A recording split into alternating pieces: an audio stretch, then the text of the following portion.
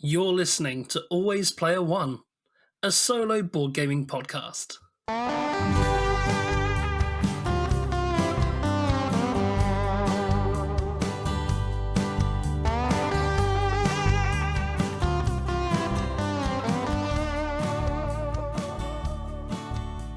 Hello and welcome to Always Player One. I'm Scruffy. And I'm Norm, and today we're going to be talking about Ironsworn Starforged. Ironsworn Starforged is a sequel to the Ironsworn role-playing game, a game that Scruffy and I both love. We've already done an episode on episode 9. We're very excited to talk about the sequel as it's not out yet, but hopefully will be on Kickstarter in the coming months. Even more exciting than that, we've got the designer of the game, Shawn Tomkin, with us, and we're going to be chatting with them through this episode about Ironsworn Starforged, which is pretty exciting, right, Scruffy? Oh yeah, I can't wait. We'll be introducing our guest in a moment, but I just want to quickly give a brief description of what Starforged is for anybody who hasn't played it before or hasn't played Ironsworn. If you've played Ironsworn, then you'll know already the core mechanics that are baked into the system, as they're very similar, and we will, as we go through the interview, unpack the systems in a bit more detail with Shawn, our guest. So in Starforged, the core mechanisms revolve around rolling 2d10 dice, the challenge dice, and a d6 dice, the action dice. You do this whenever you want to make a move in the game, and unlike typical RPGs, moves tend to be a lot more broad and all-encompassing, meaning they apply to a lot of different situations. When you roll the dice, you compare your d6 result added to any relevant stats on your character sheet, and you're looking to beat the d10 numbers on the dice. If you beat one of them, you score a weak hit. If you beat them both, you score a strong hit. And if you beat neither, it's a miss. Yeah, and this doesn't necessarily just mean you fail or succeed. There's interesting degrees of failure, and being that this game is solo capable and GM-less, what the dice rolling is looking to do is kind of emulate that GM input. So if you score a strong hit, you might succeed and there'll be some additional benefit. If you miss, there might be some unforeseen circumstances that may or may not be related to the task at hand. Mm-hmm. For example, you could be scanning an object, you miss, and somebody's behind you that you didn't expect or see. Yeah, so success or failure on the move doesn't necessarily mean you succeed or fail at the action. It usually just invites more complications and other story beats into your game, which makes it perfect as a solo experience. You're getting constant feedback every time you try to make a move in the game. There's a bunch of additional mechanisms to discover as you're playing through Ironsworn and Ironsworn Starforged, but essentially it is embellish on fiction yourself, come up with what's happening narratively in the game, and then when you're invited to, or when you think it's necessary, make a move, and then the game will provide you feedback from the move. It might say something such as, on a strong hit, you succeed, take some momentum, and do X, and that X is normally up to you. There are also, however, what's called oracles, these random tables where you can roll to decipher what the X might be. So rolling on the oracles is as simple as rolling a D100 and checking the result, which will provide you inspiration to continue the narrative further. So the game is constantly giving you feedback the way a GM would. So this means that this role-playing game can be played in a group without a GM, or specifically what we're talking about today, solo. Yes. And as Norm said, if you want more of an introduction into the Ironsworn series and a more in-depth description about how it plays, check out episode 9, where we talk about that. And we'll see you back here once you've listened to that. But without further ado, let's get to our guest. So, as we've already mentioned, today we are talking with Shawn Tomkin about their new game, Starforged. Shawn, how are you doing? Thank you for joining us. It's an amazing coincidence I'm here. Thanks for having me. We are not worthy. You're too kind. I told my wife after I listened to your Ironsworn episode, I was out mowing the yard and I said, oh, here's something that popped up on my feed. Let's see what these fine folks have to say about Ironsworn. And I came in and said, so at my funeral, if you need something to play, just like cue up this podcast at I think 5 minutes in and let it run, that'd be fine. Fantastic. I hope we didn't make you blush too much. No, it was really neat and gratifying to hear from folks that were sort of like not necessarily completely new to RPGs, but certainly new to like the concept of playing GM-less or solo and what that means, and sort of like hearing the sort of evolution of your feelings about it and sort of like initial reluctance and all those things. It was really nice to hear. Yeah, so this is episode 9 for anyone who hasn't listened, where we talk about Ironsworn, and we are extremely positive about it. It was both our first ever solo RP experience. We came in as completely new players to even how to play solo RPGs, and we both absolutely fell in love with the system. And yeah, so now getting a chance to talk to the mastermind behind it and about their new game, which we've been playing pretty much non-stop, right? Just not, yeah. I haven't been able to put it down. I keep meaning to stop. Because doing this sort of thing, it's a fairly taxing thing to do. It's fairly exhausting in some ways to imagine and be creative like that. But I just keep picking it back up and keep picking it back up. It's so addictive. Oh, that's awesome. For sure. Would you like to kick us off with a question for Shawn, Norm? Yeah, sure. So we on every episode where we've had a special guest, Shawn, we always start with the same question. So for listeners who aren't sure who you are, if you could maybe talk a little bit about yourself, just explain how you got into the hobby in the first place, what kind of games you enjoy, and what is it you've done in the industry so far as well, if that's okay. Sure. So I'm Shawn Tomkin. My sort of main involvement in the industry was making Ironsworn, which, as you mentioned, is a tabletop role-playing game that's probably its main sort of like what it's mostly known for is the solo play and GM-less modes. It also supports traditional sort of what I call guided mode with a traditional DM at the table, but it's sort of built from the ground up for solo and what I call co-op GM-less play. My background, I'm a child of the 70s, so I sort of grew up in the initial sort of introduction of D&D to the geekosphere, and I had some sort of tertiary involvement with that. I played a lot of the board games when I was a kid, and has always had a fascination with solo and co-op board games, especially. So I've done a lot of that, and there's, I think, little bits of, all my role-playing background, which started more traditional, as many people do, and started to get into more sort of narrative-focused role-playing games in the 2000s. And then all that sort of like feeds into Ironsworn, which is sort of fits all my preferences for, a mix of sort of narrative role-playing game with a little bit of crunch and being able to play co-op with my wife without one of us having to be the GM. And so it's sort of all that coming together, I guess. Yeah, crunch is right. I mean, my first character ended up having a very unfortunate end in the Ironsworn game I was playing. I'm curious, what made you keen to get started on developing your own GM-ness and soloable system? You say there you played a lot of solo games and stuff.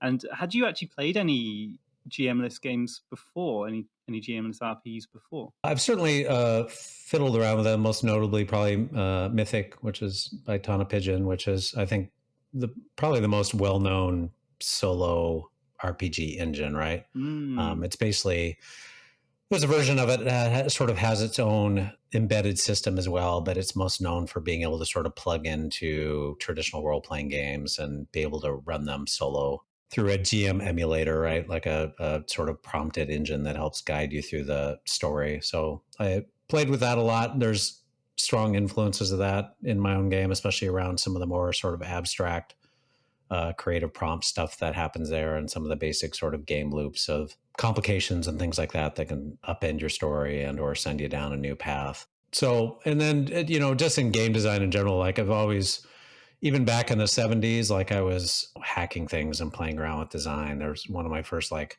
interactions with a solo game was a board game called, let me not blank on the name, Death Maze. I think it was like late 70s or maybe very early 80s, which was just like one of the early dungeon crawl board games, right? And I remember hacking that because it felt a little aimless, and I sort of hacked a quest-based overlay on top of it. So yeah, I could go into the dungeon and actually have a purpose for being there. And from then on, I've always like enjoyed the sort of the gears and mechanisms of games and reverse engineering them and hacking at them. So I've done a ton of stuff that obviously I haven't released publicly. Ironsworn was my first like real public release, but I think most game designers probably come from a background of constantly retooling things and fiddling with things for their own table. Hacking with things to make the hacking have context. Very nice. Yeah. Excellent. You mentioned how Ironsworn is your first sort of published game, but you've always been sort of, tweaking away and hacking at these other systems. Can we find any of those online anywhere? Is there any works you've done for any role-playing systems that are out there online at all that, even community-based that we could have a look at all? Because we're pretty addicted to what you've done so far. I think literally the only thing that's out there floating around is a hack I did for an RPG called Bulldogs, which was a Fate-powered RPG of sort of space, sort of pulpy, spacey stuff. And I just hacked like a journey system and managing your ship system sort of onto that because I wanted to make it a little bit more Firefly-esque or something of that sort. Nice. Cool. So that PDF is floating out there, but like that's, I think, literally the only thing I used to, because I'm a graphic designer by trade, I've tended to do a lot of things like rules references or flowcharts for games or character sheets for games. So there's a lot of those little bits floating out there that are under my various pseudonyms, but nothing particularly well known. So that was set in space as well, was it? Because you've moved from Ironsworn, which for anyone who doesn't know is very much focused in a sort of, what would you call it, swords and shields and gritty on the ground thing, to space now.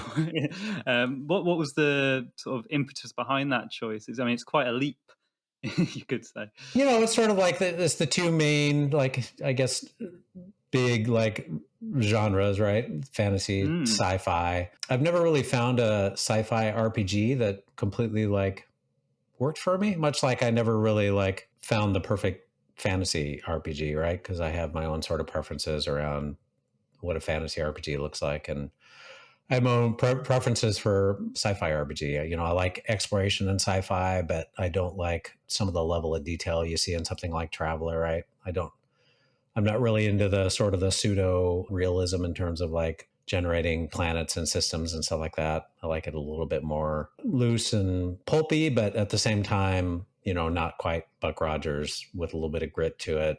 So those things exist certainly, but then, they may not have a particular sort of mechanical system underlying that I'm a huge fan of. So I don't know. I mean, part of game design is, if you're not making the thing that you want to play, then you should probably be doing something else, right? Because the theory is that if you're making something you want to play, that there's at least one other person out there that likes that same sort of thing. So start from that place, making something that you don't feel quite exists, that you want to be able to play, and go from there. And hopefully it'll be successful. I mean, that's sort of been the way I've worked. I made Ironsworn because that thing didn't really exist in that form for me, like sort of pulling together all the bits and bobs that I liked from other games, and trying to do the same with Starforged, where it's sort of a mix of the tone and the cinematic inspiration and the mechanics and things that I like, and trying to bring them together in a semi-cohesive form. Well, you absolutely succeeded. I'm absolutely loving Starforged. I was surprised to find it, the sci-fi setting personally a lot more immersive than Ironsworn, and I got absolutely wrapped up in Ironsworn too. But I think it's something about, especially when you're traveling through space. Yeah. And I think the main reason is because your ship kind of gives you this fixed point of reference. And if you kind of deck that out in your imagination, in your mind powers, and have your bridge there, and you know where everything is in it. And then the stars can just kind of blur past you as you go. And then points of interest just pop out of the void when you reach a waypoint, for example. It feels like there's a real performative connect there between how your imagination works and how the game mechanically is working, that these things just appear. Whereas in something like Ironsworn, I mean, I still find it amazing, but very much features do kind of spring up on the landscape, and it's not fully formed there. It's a lot more blurry, which, is fine and it's good. But in space, it's naturally blurry because it's a void out there. Yeah, I think, part of the challenge I had was just the sheer possibilities of science fiction, right? I think for sort of like grounded fantasy, if you're in a forest, you sort of understand the type of features and stuff you're going to encounter there. Space is, how many sort of varieties of planets and ecosystems and creatures and everything else could you potentially encounter? So I'm trying to narrow the focus a little bit on that, right? Like it's not a toolkit of every kind of sci-fi. It's a sort of particular sort of tone of sci-fi, and there's some barriers there. But at the same time, like if I was to go back and update Ironsworn today, I would add a little bit more, I think, support for revealing the landscape than I did originally, where I was just putting a lot of it on the player. There's a couple of oracles in there, of course, and for sort of like general features, but that was part of the purpose for Delve, which was the supplement for Ironsworn, was like going down a level and actually being able to flesh out a particular location in detail, whether it's a traditional sort of role-playing type dungeon or whether it's a forest or a marsh or what have you, like actually be able to explore the landscape and generate features and generate encounters and complications there with another level of detail. So a lot of that is sort of feeding into Starforged and sort of taking another step forward with that. Gosh, there's so many things I want to unpack off the back of what you said. But if I can bring it back to space just for a second as a setting, Scruffy, you were saying about how there's a better performative connect in Starforged. I think I agree. I think space, it fits the mechanics of Ironsworn, I think, perfectly, because when I think space or science fiction, one of the first things that spring to mind, Shawn, you've already said it, is exploration. And if I could sum up Ironsworn in sort of one word, I think you'd be hard pressed to find one better suited than exploration. Yeah. You're not just exploring the landscape, but you're exploring a completely untold story. There's not even a GM who secretly knows what's about to happen. It's genuine exploration. And I think space, it just, yeah, you're right, Scruffy. There is that performative connect. It does flow really, really well. Yeah, it's very, very impressive. And it's it felt like a natural next step. Like when Starforged was announced, yes, that makes sense. I get that. Yeah, and for our listeners who've played Ironsworn, there is a lot of overlap here. The game, you pick up the game and it flows so similarly because the core mechanics are very similar. The dice rolls, which anyone who's played Ironsworn know how neat and elegant they are. And if you want to hear me gush on that, go back to episode 9. I mentioned it all plenty there. We won't revisit all that too much in this episode. But yeah, you're right, and I think that the world building that comes from the system and the moves and the mechanics is fitting so well into Starforged, where you are approaching a new world, maybe multiple worlds per session, but it's very exciting to play. And I think one of the things that really helps bring that to life is the oracles in this system, right? I mean, Scruffy and I have been talking pretty much nonstop about how much we're enjoying the oracles. And oh, have you seen this oracle, Norm? Oh, I mean, when I was going through the Your Truth section, which if you haven't played Ironsworn before, this is where you build your world. When I was going through Your Truth, I was thinking, this is okay. It's so far so Ironsworn. I've made my character. I've made the setting like loosely. Okay, I've written a background vow. Okay, so far so Ironsworn. And then you turn a page and it goes, now build a sector. I'm sorry, what? What's this? What do you mean build a sector? And a couple of things that's really nice here. One, it signposts how long this activity will take, which, yes, please. Because I was actually exhausted at the time. When I saw that it takes about 30 minutes, I thought, I'll do that tomorrow. So thank you for that. That saved me time. You'll have to let me know. Those estimates are very back of napkin at this point. So I think it varies depending on who you are. Like I spend days on each bit because I just get so wrapped up in it. Some people it might be 5 minutes, you know. But genuinely, building a sector is so much fun, and it's because you get to engage with the oracles a lot.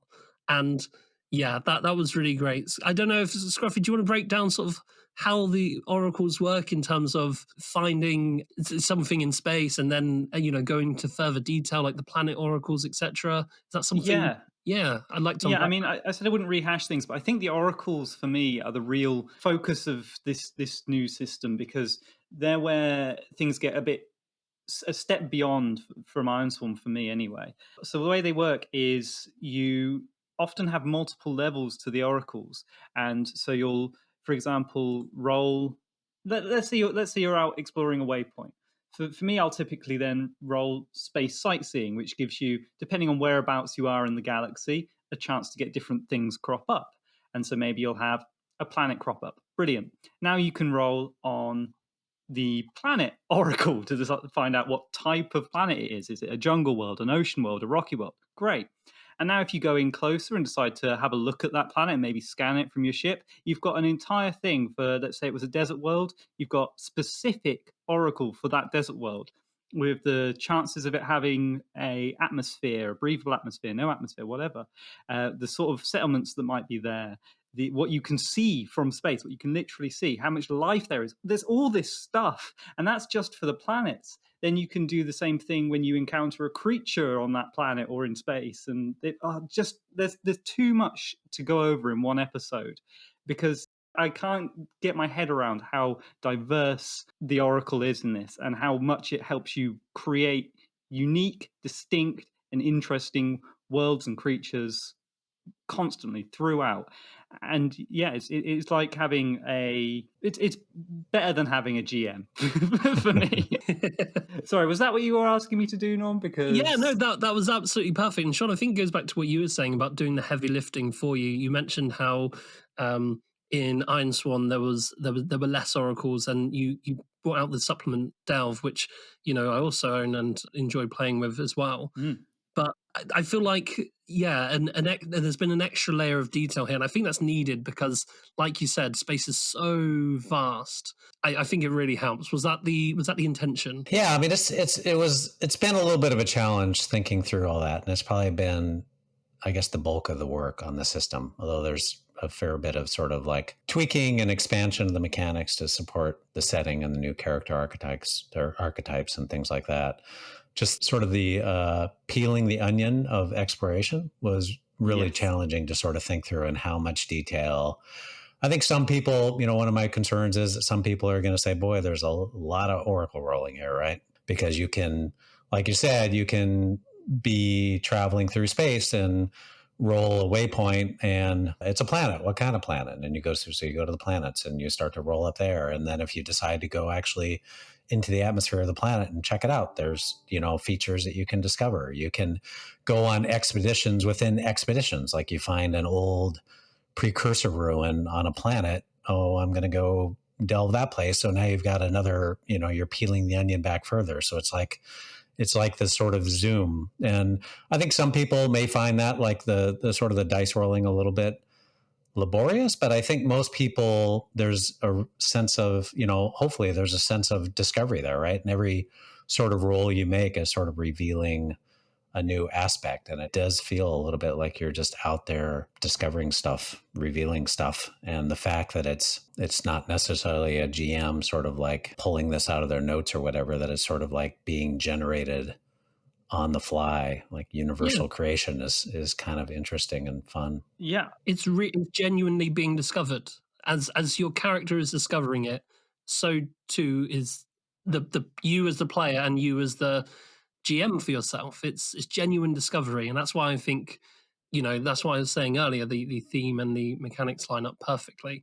A couple of things you've mentioned. You've already said how it's a particular type of sci-fi, and then you mentioned something specific to Starforged Ascent, which is the precursor. So for people who haven't played or have no idea, what kind of style of sci-fi is this? Because I thought it was very unique. So I wonder if you can unpack that for us. It's I'm calling it humanistic sci-fi, which means it's not about alien races. So you're not playing Star Trek: The Federation with a bunch of alien races. It's similar to Ironsworn in that the assumption is that it's humanity on the brink to some extent. You fled a cataclysm in your home galaxy, and you're now here in this new stellar cluster that was in orbit around your home galaxy because it's, for whatever reason, the only safe place now. That's something you define as part of your truth. So it's very similar to the sort of the Ironsworn setup, right? Where you left your old world and now you've landed in the Ironlands. It's taking that trope and sort of scaling it up to galactic implications. The galaxy itself, you're assumed to be the only intelligent life. Technology and resources are somewhat limited. So there's an assumption of resource scarcity like there was in Ironsworn, right? Where life is tough, people are isolated, all those sort of tropes, scaling that up. In terms of like, if you think sort of cinematically or visually about it, there's bits of Firefly there in terms of the ship as your home and some of the sort of the workaday sort of tone and aspects. There's a bit of the Alien movie in terms of sort of the sense of isolation and some of the some of the natural sort of or suspense tropes you can generate out of the oracles and or from your truce. That's all sort of adjustable. I love the aesthetic of 70s, 80s retro tech. So that's reflected in the art and in some of the assumptions. You don't have magic scanners that can tell you everything about a planet. That's a lot of what I'm trying to do is is that interlock between the mechanics, what the mechanics imply about your capabilities in terms of technology and what the oracles generate, right? You've sort of got to go boots on the ground to actually necessarily find stuff on a planet. So there's encouragement for you to interact with things rather than just imagine, give me a planetary scan and tell me everything down to a millimeter about this planet. Same thing with space travel. All there's hand wavy, faster than light assumptions, but it's built in a way that means you've got to like constantly be a rock skipping across the galactic ocean and got to stop at these spots and see what's there. So it's sort of fitting my preferences of like sci-fi tone, which is sort of unreasonably retro technology, a little gritty, dangerous, and then mapping that to the Ironsworn universe and then sort of figuring out how the mechanics can help support all that and encourage this sense of discovery and peril. Yeah, I think that tone for me kind of really hit home in your choice to keep things iron related. Mm-hmm. And at first I was a bit reluctant about keeping it iron related. And I was thinking, well, maybe I'll just rename it and call it Chrome or something sci-fi. And I thought it was more of a brand thing, but I've started to really discover the reason behind the choice, especially, and I've started another game. And in my second game, I've incorporated it into the world in a way that, for example, traders being trusted with lots of cargo, the pilots are told to come and swear a vow to, say they're not going to run off with it, basically. And so I found myself in my first scenario here with 4 other pilots, all swearing our iron vow face to face with some guy on our different bits of iron. And it made what could have been a interaction with a screen. You collect the cargo, boom, done, move on, into just this story beat where my guy ended up getting punched in the face after that encounter by someone. It was really real. It made it a lot more gritty and a lot more human. And that was something you kind of run the risk of losing in a lot of sci-fi, I think. Yeah, I mean, I really like the ritualistic aspects of that, both in the fiction and out of the fiction, right? For you as the player, how that gives is this thing worth really swearing an iron vow for, right? And when I first started thinking about Starforged a couple of years ago, I was like, well, I'll probably reskin it as like take a job or something, right? Because that's sort of the sci-fi trope of that, just like the sort of the job-based pay off your mortgage on your ship sort of stuff that's fairly common in a lot of traveler-inspired science fiction RPGs. But then a little ways in, I was like, you know what? Just like, let's do it right. Let's, swear a vow like you mean it, because I sort of love the in fiction implications of that, as well as as you're playing the game, the sort of the focus it gives those moments versus something that's more mundane, getting paid to carry some cargo from point A to point B. Yeah, I mean, it's a new universe, it's a new galaxy, a new chance to do things differently. And humanity has moved to do things differently. They've got new customs here. And I think that one being kind of baked into every system, obviously slightly varied depending on your truths that you pick, but having that kind of personal connection there and that sense of almost something beyond just, oh, I've got to do a job. It moves to sort of almost an honor bound thing, doesn't it? And it gives you as the player more investment, gives your character more motive to see things through. Yeah. And more implications around what happens when you fail to complete that, right? That are beyond just like, oh, now I owe somebody a bunch of money, or now somebody's mad at me. There's personal failure and, honor sort of all wrapped up into that as well. Yeah. I think it goes to what you were saying, Shawn. It also encourages you to engage with actual people, and people generate story. Yeah. It's very good at getting you to engage with the game in the dice rolling aspect. Would you need to roll to take a job? Like, what would be the purpose of that? I would feel a disconnect between what was happening in the theme and the mechanics. Why am I rolling to take a job? I either accept or I decline, right? That's what Uber drivers do, right? So swearing a vow it encourages you to engage with the mechanisms, which allow opportunity for the game to provide feedback, which helps the story become better, in my opinion. One area that I've noticed that Starforge, Ironsworn's great at doing that, but I think Starforge might be a little bit better. And one of the areas was as I was going through the Your Truths and I had to make a connection, I was asked to roll for that. And I'm rolling before the game's even started. And I missed. So I had to pay the price. And I'm like, I haven't even started playing. and because of the consequence of my miss and paying the price, it turned out that the thing that I know them for, I've actually just lost the cargo that they were trusting me with, and now my inciting incident is writing itself because I haven't even got to my inciting incident, but it's writing itself now because the game's asking me to interact with the mechanisms as much as possible. And when you said, I think some people might think it's a bit laborious rolling on all these oracles. I say no. I don't think so. The one thing I hear often about solo role playing games from people who haven't played them, they perceive creativity to be a barrier to entry. They think I'm not creative enough to do this. Yeah. It's too. But the system that Ironsworn has, and Starforged even more so, encourages you constantly to interact with it. And that will, I think Scruffy said in episode 9, light up your imagination in lovely ways. And yeah, I think Starforge absolutely knocks out of the park for that reason. Yeah, I think that's what people say as a sort of like getting over that initial impetus to be able to play, and what I always tell people is just like, start rolling dice, start doing stuff, envision a situation and go on a journey, try to compel somebody to do something. The moves and the oracles are naturally going to like organically make stuff happen with your creative support. It does take player input. It's not magic, but I believe all of us are hardwired to tell stories. Even people who think they aren't especially creative. You just need a little bit of support, and it happens because that's human beings tell stories. That's what we do. All of us may not write novels professionally or make games or whatever, but we all tell stories. So this is it's an aspect of that. And what I've tried to do in Starforge was help people over that hump a little bit. The world building aspects, the character creation aspects are much more explicit in this. They're not sort of spread over the book like they were previously. There's sort of specific exercises when you go through. And to your point, hopefully when you get to the like what's happening now that I'm going to start playing, you've got all this grist for the mill, all this narrative fodder that you can just take the ball and run with. And I think that works pretty well. It means some upfront sort of time and involvement of working through these exercises of defining the world and the situations that are happening and who is your character and what's their background and where'd you get your ship.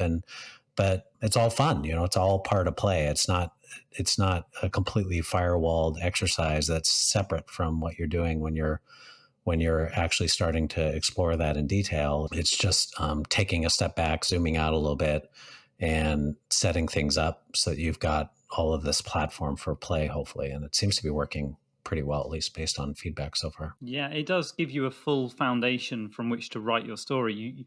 You don't need to put in, I mean, it is, like I said before, a fairly draining thing to be creative, but it doesn't feel it at the time. It feels exciting, it feels natural, and it flows really easily because you have everything there. You start your inciting incident and you know where you are because either you roll for it on the Oracle or you just invent it. That's the thing I really wanted to circle back to about the Oracle.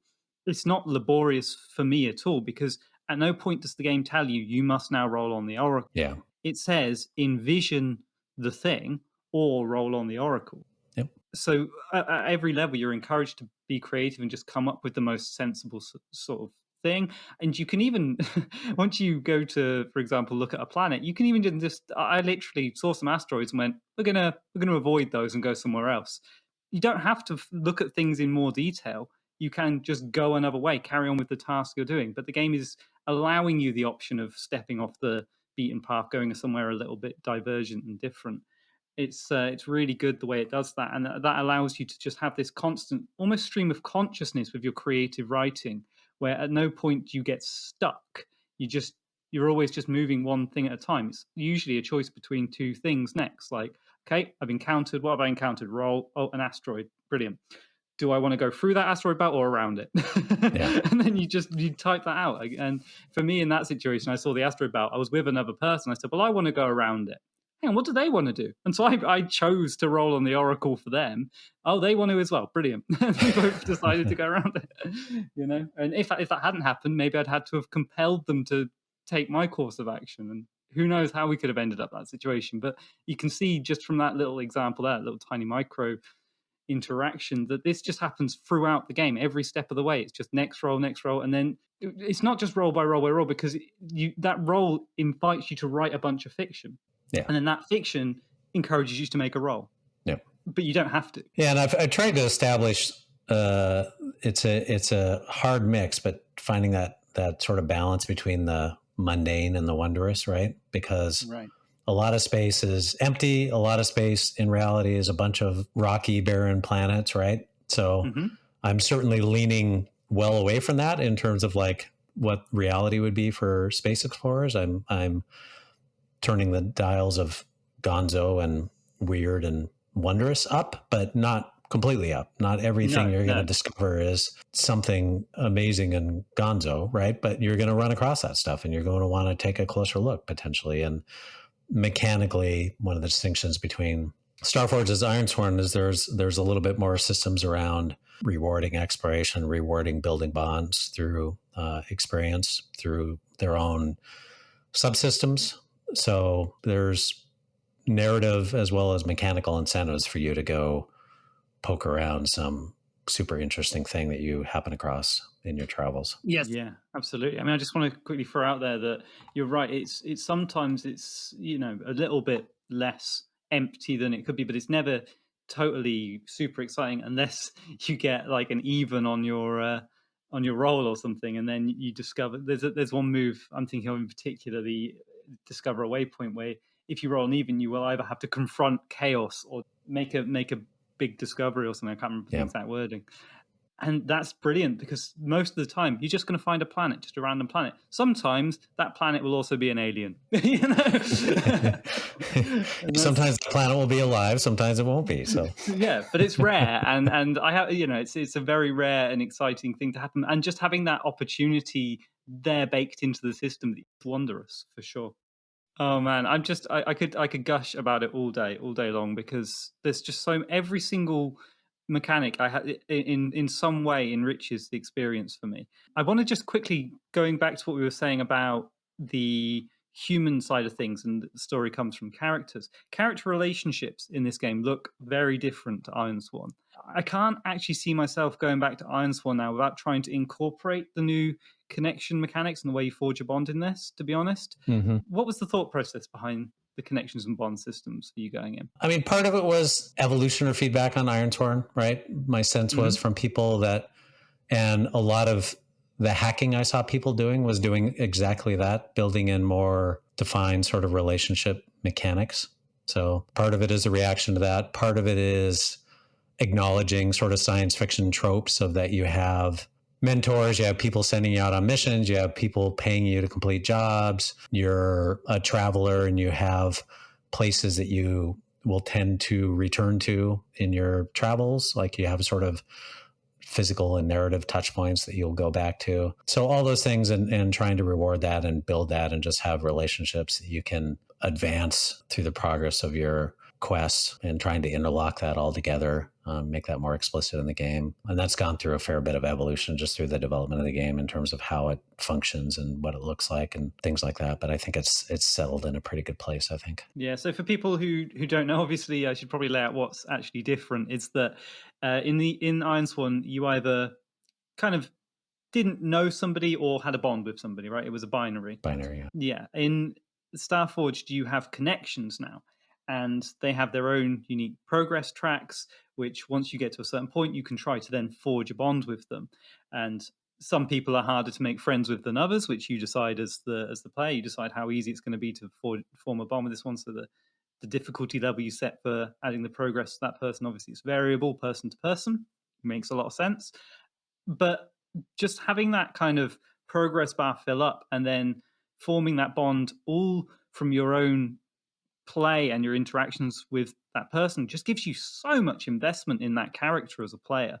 I mean, if something were to happen to Sterling Blackwater in my game, who's this guy I know, then his 4 filled boxes of progress would make me have an actual investment as a player to help him out and keep him alive. So my motivations would entirely align with my characters. Right. Which is wonderful. And talking about the sort of mechanical impetus that you're given by the game, the mechanical incentives that you're given by the game, I think we're touching on, but we haven't specifically mentioned the legacy track. So we mentioned obviously bonds, but there are 2 more. There are quests and there are discoveries, and these feel really, really exciting. So for people who haven't played, do you want to talk our listeners through how they work and what the motivation was behind those? Sure. So in core Ironsworn, the sort of the main mechanism used to gain experience for your character and sort of track your evolution of a character was fulfilling quests. So fulfilling vows. So when you fulfill a vow successfully, you mark experience. You can spend experience to gain new assets, which are character abilities and companions and resources and things like that.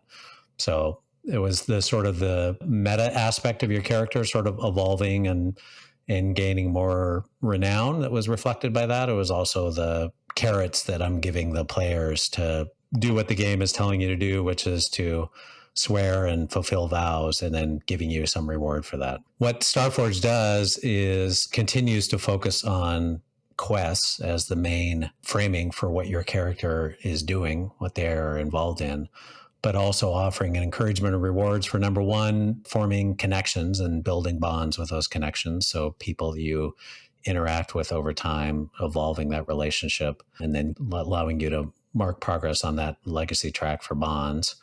And then discoveries. So undertaking expeditions into unexplored space, exploring unknown planets and mysterious sites. Those are also their own sort of subsystem where you can mark progress on this and earn rewards. So depending on the nature of your character, like you might lean more into being a people person, you might lean more into really engaging with the discovery mechanisms and heading out on expeditions. And then all of that will tend to be framed in the quest you're undertaking as part of that. Like, why are you going from point A to point B? It's to fulfill some vow that you've undertaken. So depending on the nature of your character and the setup and the situation, you might be inclined to just sort of fast track that in a single roll because you already know that path, or that path is charted and you're not really interested in spending a lot of time on it. Or your character may be an explorer, or you as a player may be someone who's just like interested in sort of, at this point in your game and giving that journey some focus so you can undertake an expedition and actually get a mechanical reward for that. The fact that your character is spending that time and learning things about places is going to evolve your character. It's going to abstractly add to your resources that you can employ as a character, be it, money or scavenge or whatever. So all that sort of weaves together into these 3, what I call the 3 pillars of play, right? Exploration, connections, and quests. Yeah, it's wonderful. It hits to the heart of what all the best addictive games do, especially things like MMOs, where you are doing 2 things at once a lot of the time. And that feels so fun and pleasurable to be doing. You're not only completing this main objective, you're also making friends along the way, and maybe some discoveries too. It's all these lovely little side things that sort of pepper in there and enhance the enjoyment factor so much, I found. And the assets you mentioned as the main reward are incredibly important and exciting, because you only start with 3 that you choose and your spaceship, so 4 overall.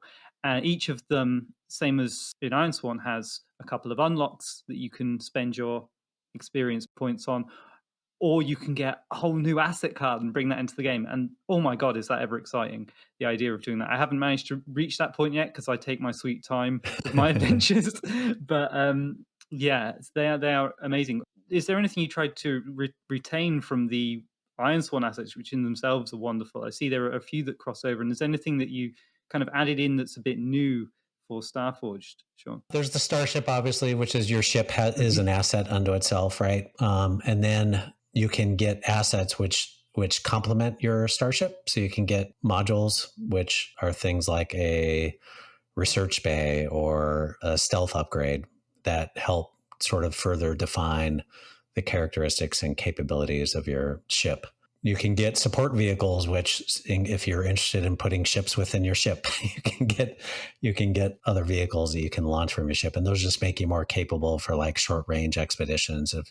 You can go planet side in your rover or on your hover bike or what have you. So they just add a little bit of color and fun to how you go about moving from one spot to another once you've arrived at a place. You don't need to be traveling faster than the speed of light to get from point A to point B. And then like Ironsworn, there's companions, which are NPCs that travel along with you and help you. And there's paths, which are your core sort of character capabilities, resources, skills, things like that. They're a pretty broad category. And transitioning over from Ironsworn to Starforged, there's a few that sort of come along for the ride, not quite as is, but close in some respects, just because they're fairly thematically, I don't want to call it generic, but they have broad application to perilous, adventurous type characters, right? So they come along for the ride pretty well as helping support some of the Ironsworn sort of themes of vow-driven perilous play.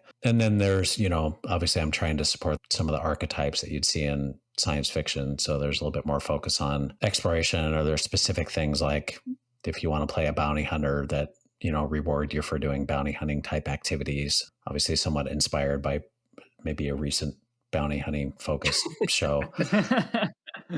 And then I tried a lot of the Ironsworn assets are somewhat maybe mechanically simple, which has advantages of just being pretty grokkable, and you don't have to sort of learn things with new assets. But a lot of the stuff in Starforged sort of brings in some new sort of mechanical, I don't want to call them tricks, but I'll call them tricks anyway, just like interesting little dice mechanisms and things like that, and ways to interact with the dice that hopefully add just some nice little tactile sort of, gloss for the narrative that are fun to play with. Well, as well as adding in mechanical tricks, my favorite thing that the assets do in both Starforged and in Ironsworn is they really help you find your character. Whenever I teach Ironsworn to someone who's never played, when they're building their character, I almost always say, pick 3 assets first.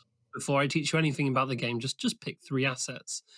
Because they really help. I mean, I've taught Ironsworn to my 12-year-old brother, who has really no prior role-playing experience. And he found it such an easy transition from complete novice to somebody who's really comfortable embellishing on the fiction and taking the driver's seat when it comes to the narrative, which was really, for me to see, was amazing. But yeah, I started with, okay, well, pick an asset. And this was using Ironsworn, not Starforged. So they picked, I don't know, Swordmaster or something. And I said, okay, well, why are you a Swordmaster? Well, I guess I spent years training.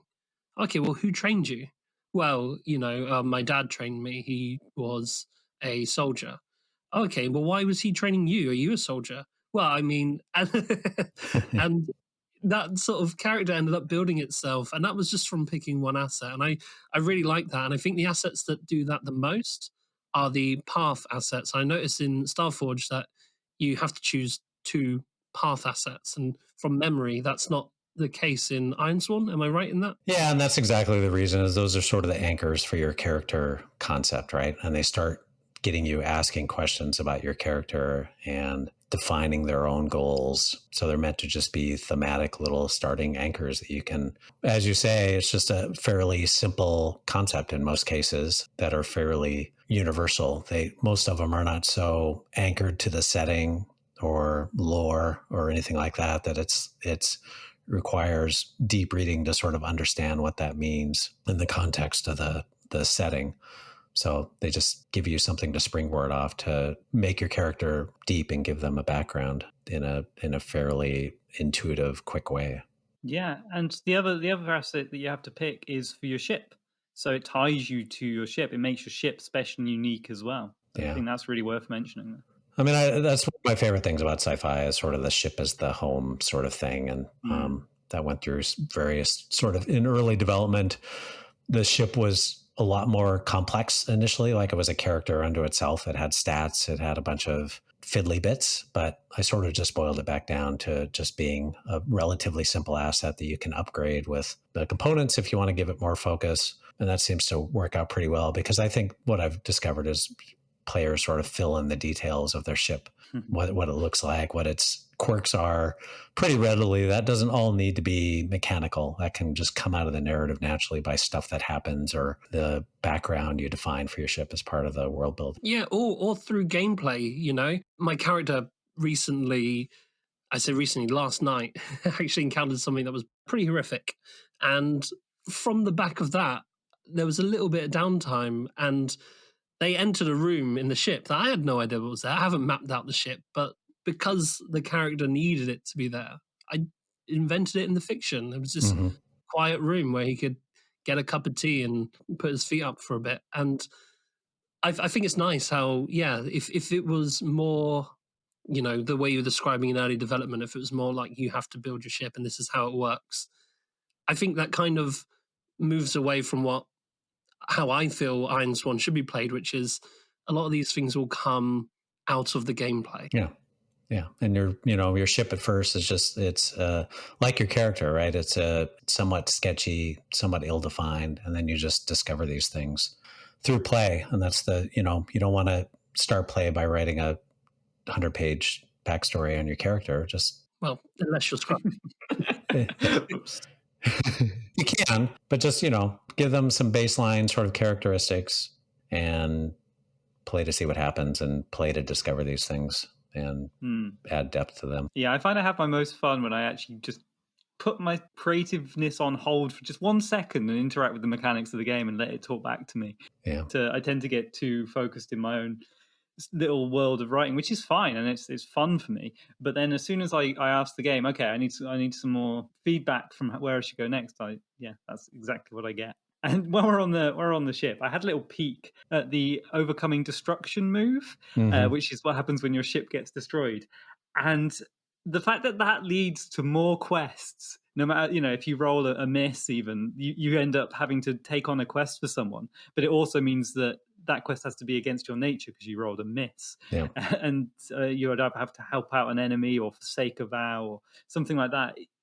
Oh my God, it speaks to what this game is about, with that even in failure, new avenues for story are just constantly sparked every time. It's so exciting. Yeah, the game definitely goes to a lot of effort to take care of the player and make sure they're having a good time, which I think segues into something I wanted to bring up, because I noticed on the Starforged Discord that this game is going to be released with safety tools for the players, which I think is great. I think more games should have, so kudos for that.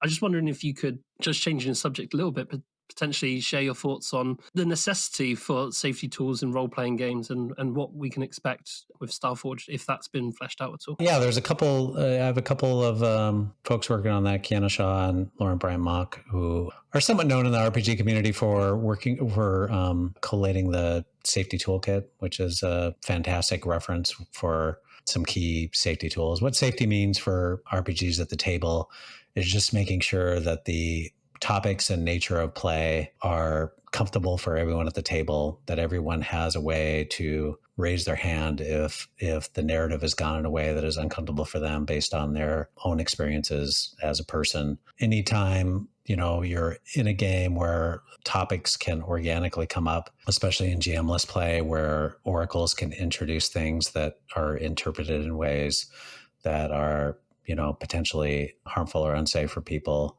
emotionally, then I think it's important to have tools to be able to just stop there, go back, reverse time, whatever it takes to sort of put it back on a safer path for people.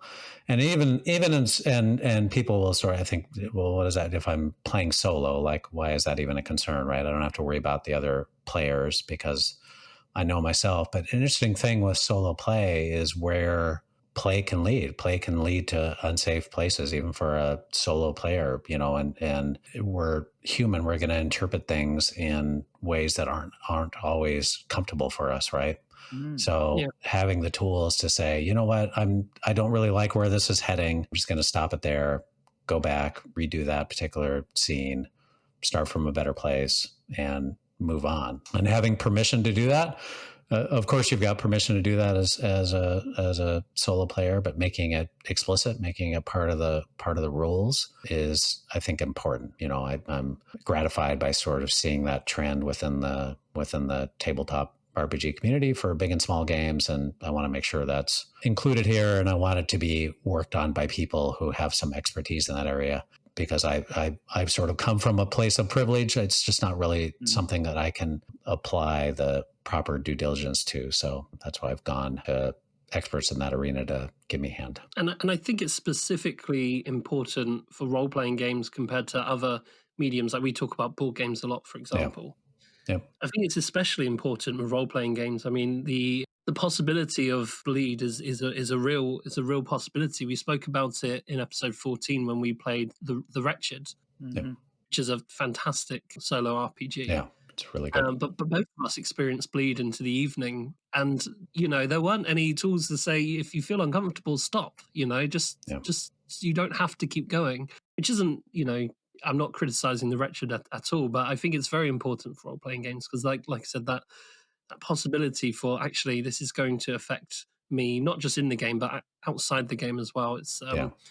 It's important. And if you are playing multiplayer, it's also important to not just be able to stop during the gameplay, but kind of debrief afterwards and just make sure everyone's still okay, Yeah, and setting the tone and theme of the game as part of world building is really important if you're playing with others, and if you're solo playing. Like, what sort of themes do I want to explore? What themes do I completely want to stay away from, right?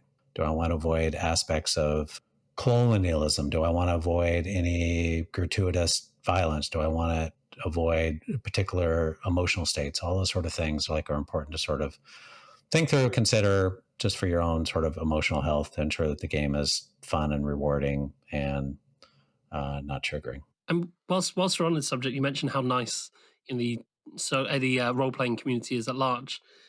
One thing that I want to say about Ironsworn is the community are so welcoming and friendly. It really took me by surprise. I sometimes the gaming community by and large is very nice, but sometimes people can be a little bit this is my corner of the hobby.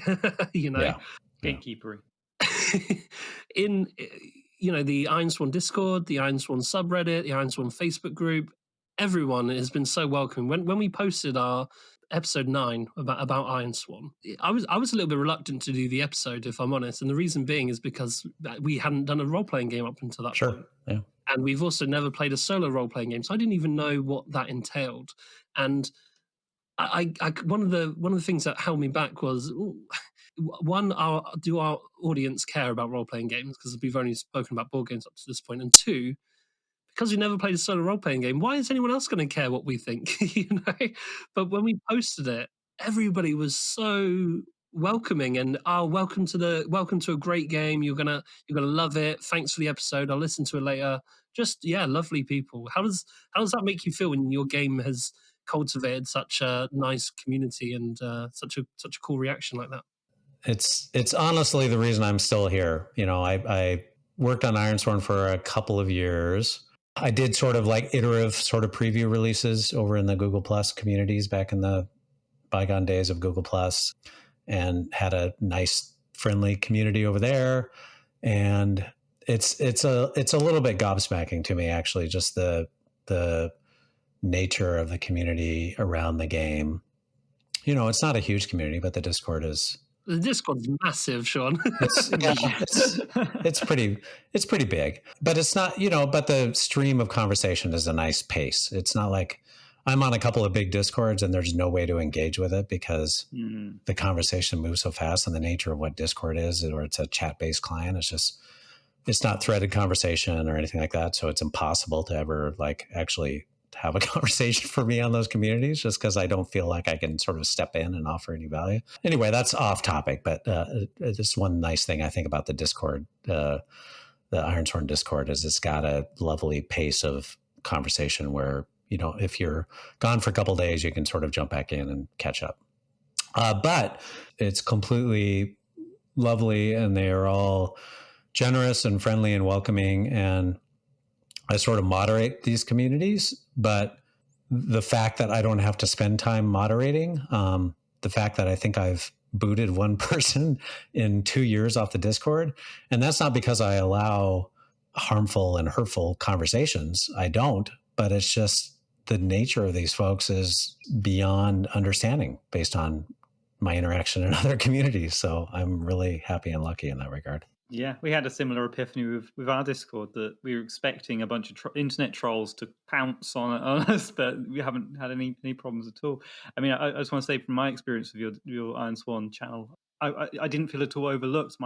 I never posted in there before, and I asked a question about Ironsworn. I was having trouble working out what to do. Mm-hmm. How do I deal with this situation where it's kind of my characters lost their agency, they're out of control, and somebody, very quickly replied and said, "Oh, you should try looking at scenes in the rulebook and make it a scene." And I did, and it was amazing. So, yeah, great responsiveness there, and the fact that you don't have to be on there every day to, be heard if you have a question. Yeah, I appreciate how many folks have much better answers than I do for stuff. I'll see a question and I'll say to myself, I'm going to give this 15 minutes because somebody's going to come in and say something much smarter than I would. And sure enough, it always happens. They know my system better than I do. I mean, they do because, they do in some respects, because I'm a little bit close to it sometimes, and that happens, most of the time with responses on the Discord or in the subreddit or wherever, where somebody will come in and offer a nice little pithy bit of genius that I would not have thought of to come at it from that direction. So, well, I feel like Ironsworn gives you a lot of opportunity to feel smart. It has these, like scenes, like threat, like the Delve supplement. It has these things that you can bring in when needed.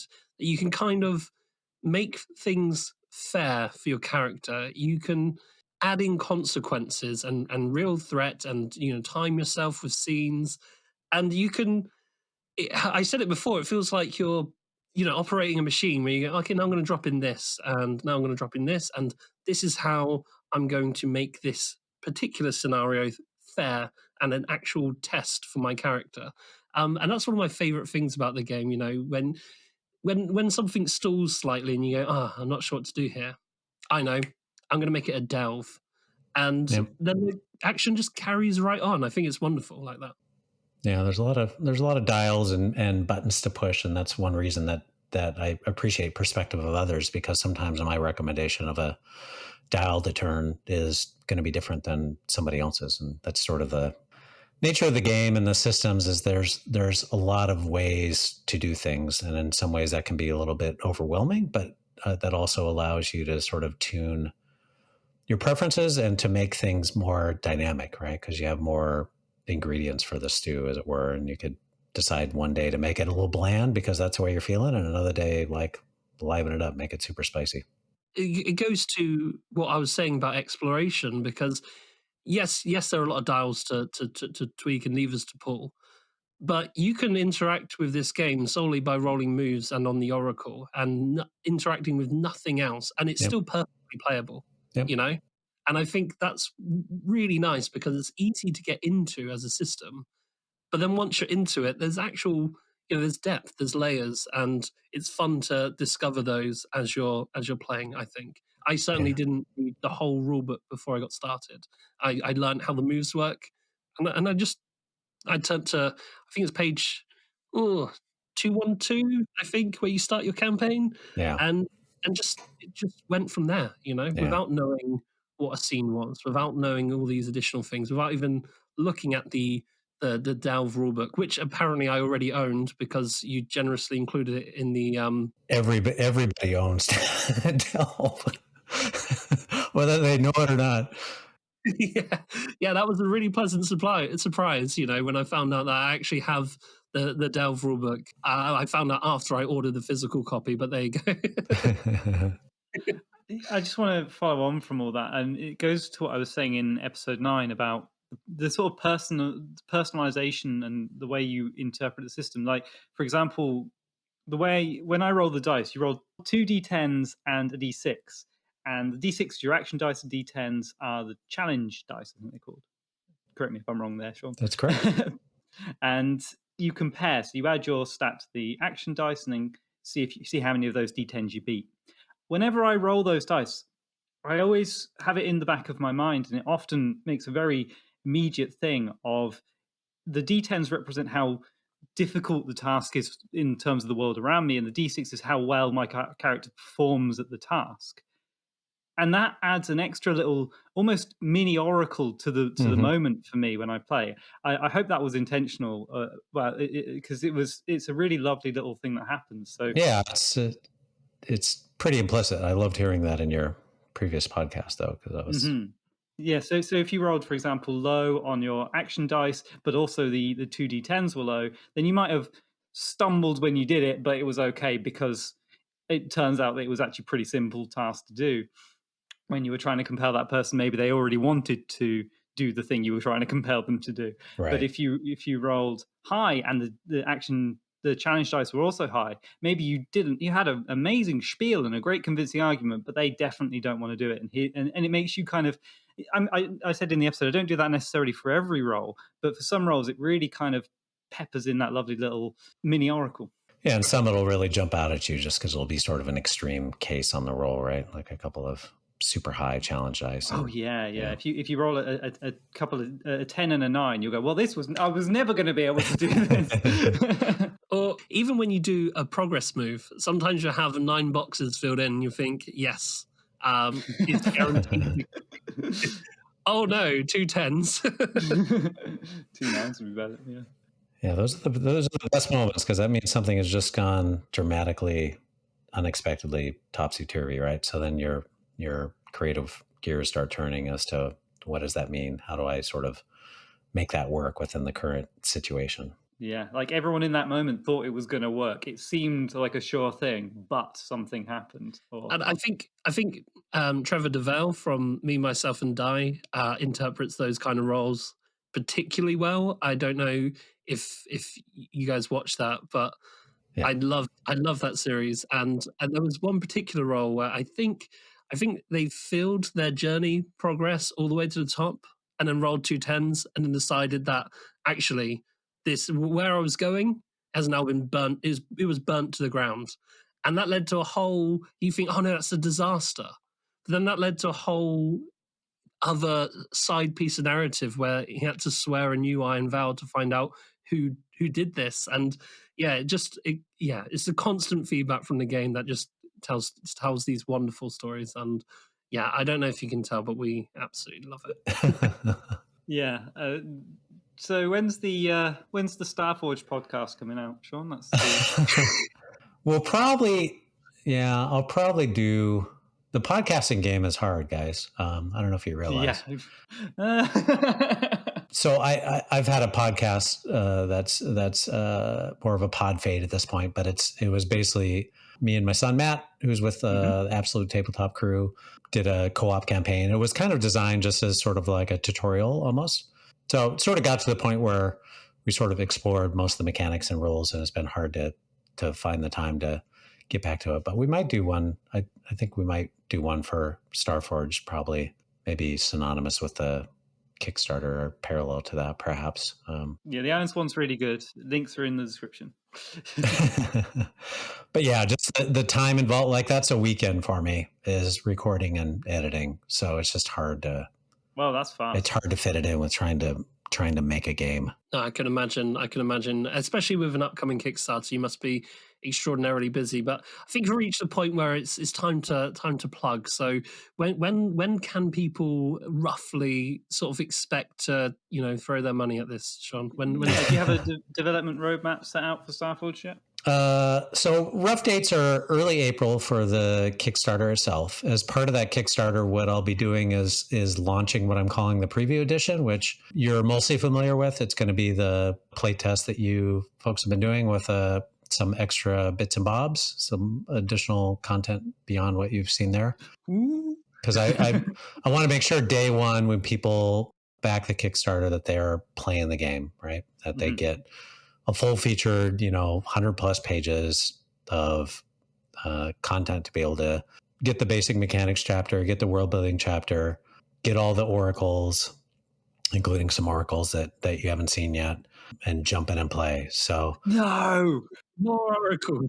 I was going to ask, but I was like, there's no way there can be more oracles. This oracle is too comprehensive. What I call the site oracles right now. So sort of taking a little bit of inspiration from Delve and sort of blowing out, like, what does it mean to be tromping around a derelict spaceship or ancient ruins in Starforged. So those will be included along with some other bits and bobs. That's so exciting. But anyway, I want to make sure that it's sort of like my approach for open development is going to carry into the Kickstarter, so people back at that right away as I continue to develop and refine and add new chapters to the book and get the foes and encounters chapters done and get the gameplay in depth and all the options and tools done.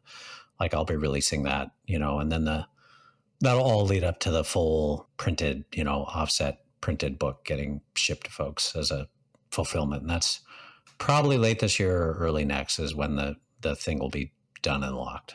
Awesome. To continue the plug, the production on Ironsworn is great. I really, really like it. But from what I'm seeing and from the art from Starforged, this looks crazy. It looks next level. So what's been going on with that, and what can people expect in terms of a finished product and how this is going to look? Yeah, the previous Ironsworn and Delve were mostly me in terms of like design, layout, art, etc. Everything was kind of a one-man band. My son Matt Click helped me out quite a bit with Delve with writing and editing. But for Starforged, I'm leaning on other people and I'm up-leveling the presentation. The lead artist is Joshua Meehan, and if you follow me on Twitter, you'll see me occasionally just gushing about the newest piece of art I get. I keep telling myself, I'm going to start keeping some of this stuff close to my vest and just let people see it and experience it in the book. But it's like, oh, this is so good. This is so perfect. So he's just nailed the tone and the sort of the gritty sci-fi aesthetic, and, wondrous and terrifying stuff so amazingly that I'm really just privileged and lucky to have him working on the project. So we may get a couple other artists in the fold as we move along. So far, I've been relying on him, but just by virtue of sort of needing to flesh out the full book, we may get other people who sort of can work within that aesthetic and have him manage that and move that forward. And then I've had Nathan Gray working on icons for asset cards, which are amazing and wonderful. They're all bespoke. Previously, that was me sort of like leveraging stock assets and free icon libraries and things like that to cobble it together. I've had Sarah Thompson consulting on disability aspects and safety there. I've had the safety consultants, Kiana Shaw and Lauren Bryant Mock. They're working currently. And then the team at Absolute Tabletop, who is a small RPG publishing company, my son Matt Click, Michael Barker, James Kearney, Tim Kearney are all going to help co-publish and manage the logistics of fulfillment of this thing, which is stressful and beyond my capabilities. So I'm definitely leaning hard on doing the stuff I think I'm good at, which is development, layout, writing, and letting other folks hopefully make it a bigger and better product than we've seen previously. Okay, so Shawn, before we let you get on with the rest of your day, and you've been very generous with your time so far, so thank you for that. More often than not on this podcast, although we dabble in solo role-playing games, we often talk about solo board games. So I was wondering, are there any board games that you enjoy playing, and what are some of your favorites, if so? There is. I've been playing the Seventh Continent quite a bit lately with my wife. We've been co-oping that, although that's solo capable. That's top of my to play list for so long. It's a lot of fun. It's super challenging. Like I think it's 3 times to get through Tutorial Island for us, which is pretty typical. But it's sort of like a choose your own adventure book, sort of writ large, with a lot of interesting sort of mechanical bits, a lot of resource management. So it's a ton of fun. I got Sleeping Gods in the mail the other day. Which is another, I think, similar sort of exploration. I'm super into exploration games lately for some reason, but I've yet to even crack the plastic on that one and see how it goes. I've had Nemo's War for a while, and I just finally got into playing that a couple weeks ago. I went on your Discord and said, hey, is this worth my time investment? I've had this sitting here for a while. What do you folks think of it? And people said, oh, yeah, that's a lot of fun. So I've been having fun with that as well. I prefer probably co-op board games with my wife over solo games, just because there's usually some setup and takedown effort that I feel like it makes it more worth it if I've got somebody there. Maybe it's just the help with setup and teardown. I don't know. But that tends to be my main focus with board games is co-op. And for some reason, I like co-op games better than competitive board games. So that's usually what we play. Fantastic. I'll have to check out Sleeping Gods. I've been looking at the BGG page for it right now. It looks another sort of under the sea or on the seas exploration game. Yeah, it's sort of like a steamship sort of exploration islands game. The Kickstarter was lovely, and I don't back that many board game Kickstarters, but something about that one caught my attention, and so I look forward to trying it out. Yeah, it's lovely art, isn't it? Yeah. And Nemo's War, obviously, we've mentioned a few times, and we'll have to check that one out, as well as Seventh Continent. I will eventually get around to it. There are too many games. There are too many games. It's insane. It really is. There's such a time investment for some of these, like Gloomhaven, right? It's such a time investment. It's almost like committing to hundreds of hours of playtime. Several years of your life. Yeah. To the exclusion of other potential board games. So that's another one we've been playing occasionally was Gloomhaven, but the setup and teardown on that one is oh my God, makes it hard for me to get to the table. I mean, hard to lift onto the table, right? just the sheer gravitational pull of that thing. Yeah. Cool. Did you have anything else you wanted to ask, Scruffy? No, the only other silly question I've got is, have you ever done improv? Because a lot of the moves all feel like they yes and or yes but you or no but you in the game. I just had to no. I think that's probably just I think the nature of the apocalypse world system and sort of more narrative games, how the yes anding and no buts and all those sort of things work. So that's all me standing on the shoulders of giants there, leveraging their smarts. Well, Shawn, it's been an absolute pleasure. I hope that wasn't too intensive and boring for you, but I can speak for myself, but I had a really good time, so I hope you did as well. It's been a pleasure being on. I really enjoy your podcast in particular, and it was a privilege for me to be here, really. Oh, well, that's really nice of you to say. I mean, I can't express enough how much I've enjoyed your systems, and I just want to thank you from the bottom of my heart. It's been a pleasure playing them. I'm going to be playing them just forever now. I'll be keeping an eye out for this Kickstarter. As soon as it's up, I'll try and be your first backer if I can. But yeah, 100% recommend checking out Ironsworn if you haven't already, and keep your eyes open, listeners, for Starforged. It is even in its current state, so much fun already.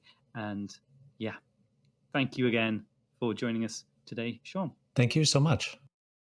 Yeah, so thank you to Shawn for all of his time. That was really quite a lot of fun for us, and I really hope that you guys as listeners really enjoyed it. But yeah, don't turn away just yet. We're now at the portion of the show where we ask a question and carry on the conversation with you, the listener. We're also going to take a look at the responses we got from last episode as well. So, Scruffy, when you hit the listeners first of all, what's the question for this episode? So the question this episode is, what is your favorite sequel to a solo game? It can be a board game, it can be an RPG game. The only sequel RPG I know is Starforged, but maybe some of our listeners today can school me on some really good sequels to solo RPs, as well as solo board games. I'd love to hear that. As always, you can let us know in our Discord. Join our Discord, and there's a tab there for listener questions. How else can people tell us their solo preferences, Norm? Yeah, so you can go ahead and, as you said, Scruffy, do it in the Discord. The links to the Discord are in the description.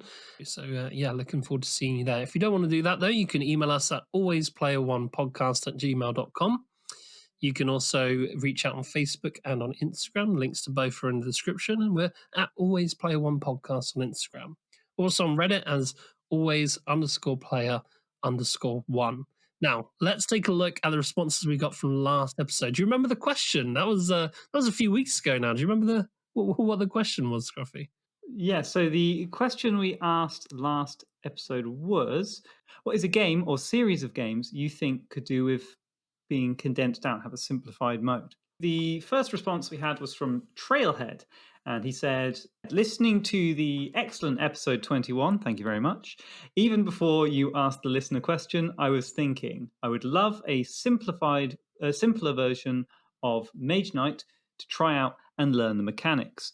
Mage Knight has such a strong reputation as a great solo game, but also has a strong reputation as a very complex game. So I haven't yet taken the plunge. Having the ability to dip one's toe in to a pared down version that maintains the core mechanics and feel of the game would be great. I don't know if something like this exists already or not, but I'm sure I'm not the only one who would be interested. That's a really good first example, I think. What do you think to that, Noel? Well, just carrying on from there, Peter Lovelace replied saying Renegade by Ricky Royal is often mentioned as just that. For me, it's not as immersive, but I am looking forward to its re-theme. So apparently there's a game called Renegade. I think actually somebody had it in there as a number one solo game when we did our top 5 episodes. So that's quite interesting. That's often apparently touted as like Mage Knight Light. Now, my response to that would be Mage Knight is a complex game. You make no mistake, but it's not as complex as you think. You know, learning it when it came out, maybe, but honestly, there's so many resources online now to help you learn Mage Knight. There's obviously everyone recommends the Ricky Royal videos, and that's how I learned. But there's also a YouTube channel called Modern Cardboard who do an amazingly detailed explanation of the mechanisms and the rules. I would 100% recommend, if you're struggling to learn Mage Knight, to take a look at that because it's really incredible. I think the game does, people will disagree with me, but whatever. I don't care. I think the game does a pretty good job at actually teaching you because the fundamental mechanisms are basically the same mechanisms of any deck builder once you learn the movement and the attacking. And at the start of the game, the enemies you'll come across will have very simple rules. They won't have many effects. They'll have the base stats, right? So the game actually, if you just play the introductory scenario of Mage Knight, you won't encounter much that you will need to really stop and question once you've got the rules down. So I think contrary to popular belief, I know it's intimidating. I know there's a lot in the game, and I know that it has a reputation. But if you're tempted to try Mage Knight, try Mage Knight, right? Sorry, that was really ranty, wasn't it, Scruffy? I'm so sorry. I get where you're coming from because, you know, we're both very passionate about Mage Knight, and how nice in the same episode to be able to talk about Starforged and Mage Knight, right now. But no, so I get that. It's always player one. We always talk about Mage Knight. We should just call it always Mage Knight. And but I found Mage Knight to be very difficult, and I got the rules wrong so many times. I have a playthrough video up on YouTube, and those are another good way to kind of get a good vibe of the game. But I have one up, and I even got a couple of rules wrong in that. That was at a point where I was comfortable to put a playthrough video up on YouTube. So yeah, I can absolutely understand that it's very off-putting because you know you're bound to get a few rules wrong when you first play. And if you're anything like me, the idea of not fully knowing the rules before you play a game is incredibly off-putting. But Norm, you're absolutely right. It's totally worth sticking with. I have to say, though, I mean, I haven't seen Renegade, and we'll have to check it out. I mean, I think we absolutely owe it to the listeners and any potential Mage Knight converts to try it out just to see if that's the right first step. But I think having a nice condensed down roll and write Mage Knight would actually be really nice, even not just as an entry point thing, but it'd be just really fun. I'd really love that. Like how we've got Rollway Station for the 18xx games, having a Rollway Mage Knight would be brilliant, right? Well, it's funny you say that actually, because one of the first things I said to Kendall when they were, asking me to play Rollway Station in the playtesting phase is this accesses a similar part of my brain to Mage Knight because it is just input randomness and then puzzle it out, and the puzzle's difficult, right? Mm-hmm. Like you can't do anything easily, so you get this input randomness of in Mage Knight it's the card draw. You draw your hand, and then you have to puzzle it out, and it's not going to be an easy puzzle. And Rollway Station is the same. You roll your 5 dice, and then you have to decide the most efficient way to use them. And you could say that's the same for a lot of games, but one thing that they both have in common is that the puzzle isn't easy, in my opinion. For sure. It's not immediately obvious how to use your cards in Mage Knight, nor is it immediately obvious how to use your dice in Railway Station. And I think that's where the similarities end. But I just think it's funny that you made that comparison, because that's actually what I said to Kendall when I was playtesting. Yeah, fantastic. Very, very good point. Very good point. And fair warning to anyone who is going to respond to our things. If you mention Mage Knight, we'll rant on about it forever. Yeah, I'm so sorry. This episode's been long enough, but yeah, lovely. Okay, The next response we had in was from Tigmic, who said, with respect to this week's listener question, I definitely agree with Norm. Fields of Fire popped into my head as soon as you asked the question and before Norm even said it. I love Fields of Fire, but it is a beast to learn. Even after I've learned the rules, it takes a lot of mental energy to play it. If someone can make a simpler game with a similar command and control and volume of fire system, I would gladly add it to my collection. Scruffy, have you? So I've talked about Fields of Fire a couple of times. Have you had a look at just what is involved in learning that game? Not at all. The only thing I know about it is from you messaging me on Discord, being like, "I'm trying to get my head around these rules." I've not looked at any videos or rule books or anything for it myself. Is it a lot? Yeah, it's the only board game in my gaming career that I've just put down and said, I need to play some lighter war games first. Like I can't do it. I can't make the step, I can't just jump straight in. I need a warm up, because this is a lot. It's the only time in my board game career where that's happened, but it's like 64 pages, the rule book. Mm-hmm. And then there's separate rules for each campaign and scenario. And then depending on who you're playing, there's separate rules for those as well. And then there's like just so much. There's just so much. It's not like flavor text, those 64 pages either. It's like, these are hard rules. And it uses a lot of military jargon as well. And as I'm not from that background, I just find it quite difficult to get my head around it. Yeah, if we were to use the food analogy we were using last episode, maybe it would be like super hot chili, and you need to start with some slightly milder stuff first, yeah? Yeah, absolutely. To Tigmic's point, the Player Aid YouTube channel sometimes recommend the Rifles in Ardennes series as a sort of very, very overly simplified Fields of Fire. Now, I've played that game, and it did nothing in the way of preparing me for Fields of Fire. So they're probably right. It probably does feel somewhat similar if you played both games. I guess they're the ones who played both, so they would know better than I did. But what I can say is, if you played Rifles in Ardennes, don't think that is don't think that that's an easy next step, because it isn't. So it doesn't give you the sort of core mechanics that an ideal simplified version of a game would do. Like Coin Tribes, obviously, as soon as we looked at Cuba Libre, we went, oh, yeah, no problem. We know we know what all those things are doing now. We understand where it's coming from, because those mechanics were in that system, in that small game, sorry.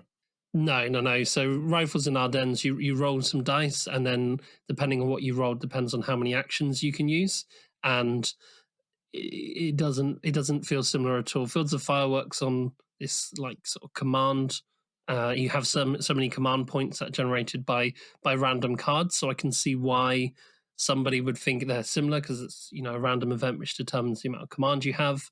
It's also an abstracted board, and Rifles in the Ardennes is an abstracted board, whereas Fields of Fire offers an abstracted board on like a card level.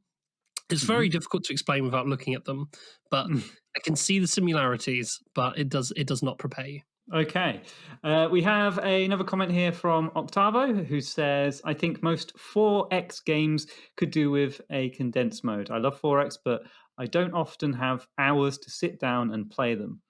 I'd love to try Twilight Imperium, but I don't have days spare. For you, Mage Norm, I would say a good example of condensing a game is Trick of the Rails.